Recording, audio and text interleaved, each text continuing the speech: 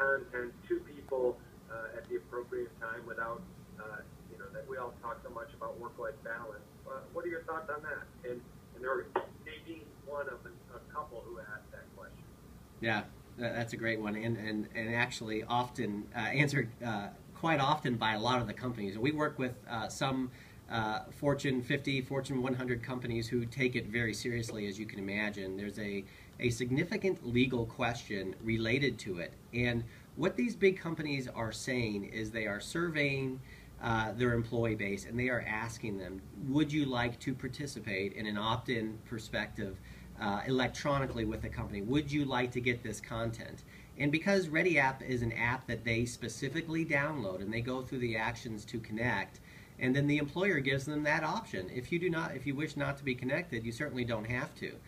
And what we're seeing is not what people would traditionally see. I think there's a little bit of a fear and uncertainty and doubt that comes along with providing this kind of service, but I think once you do provide it and these employees do opt in, I think what people find is that they are looking at the content and they are looking at the messaging off hours. And not that you're contacting them off hours. We often have to do that anyway through phone trees, or at least to try to get their shifts covered. But what we are finding is that a lot of times if you work Monday through Friday on second shift, that a majority of those messages are being read on Saturdays.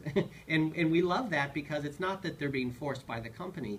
It really is a complete opt-in perspective for this type of worker. And people who work behind desks are often, it's mandatory. You show up for work, you get your laptop, you get your badge, you get locked into the network.